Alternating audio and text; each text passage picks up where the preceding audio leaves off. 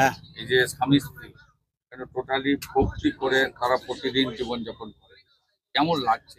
সত্যানুষ্ঠানে আছে।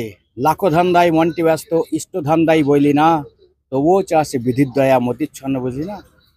ওনারা আজকে অনেক কিছু করতে পারতো, চুরি ডাকাতি হ্যান নাতানো অনেক কিছু করতে পারতো, কিন্তু সেসব ছেড়ে সুন্দর করে তার দয়া আছে এটা মনে করেই এই দোকানের উপর দিয়ে তারা জীবন জীবিকা নির্বাহ করছে। কেমন এটা লাগে অনেক যখন ভক্তি দেখেন এত? অনেক গর্ব, ওনাদেরকে আমার গর্ব হচ্ছে।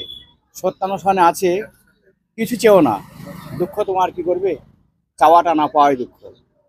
এই এনাদেরকে দেখলে বোঝা যায় যে ঠাকুরের এই সত্যানুষ্ঠান বাণী কেমন করে আঁকড়ে ধরে আছে, কেমন করে মানছে।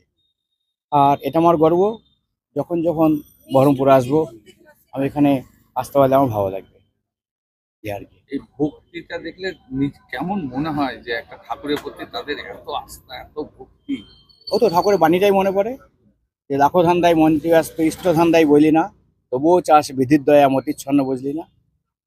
কাজেই মাথাটা মগজটা যদি তাকে কেন্দ্র করে না হয়, ঈশ্বরকে কেন্দ্র করে না হয়, তো মানুষের কোনো দাম নেই। আমাদের আশা পৃথিবীতে এসছি তার দয়ায়, আর তাকে প্রতিষ্ঠা করাই যদি জীবনের উদ্দেশ্য হয়। ইষ্টটানের অমোঘ নেশায় দেখবি অনেক গ্রহের পেট, খাপি খেয়ে পাল্টে গেছে রেখে সতেজ ঝিলেছে। ইষ্টটানের অমোঘ নেশা থাকলে মৃত্যুকে আমার মৃত্যু বলে মনে হয় না, বারবার তখন আসবো তার জন্য, এটাই ভালো লাগে। দুবার প্রভু নিয়ে এসছেন আপনার আমার ঠাকুরের। আমার অশেষ দয়া, খুবই ভালো লাগলো। আমি আমি ধন্য তাকে পেয়ে। সে যেন তাদের আশীর্বাদ থাকে যেন আমি ভালো হয়ে সুস্থভাবে বাঁচতে পারি বা সুস্থভাবে দোকানটাকে আমি মাথায় করে রাখতে পারি, এই বলে আমার কর্তব্য। আপনার নাম? আর আমার নাম মাধবী সিং। উনি এসেছেন আপনার দোকানে, চা খেলেন, হ্যাঁ, কি বললেন উনি যা বললেন খুব ভালোই বললেন এবং আমিও খুশি হলাম আসাতে। এবং তারা সবাই ভালো থাকি, তারাও ভালো থাকে, এই আমার ভালো লাগলো?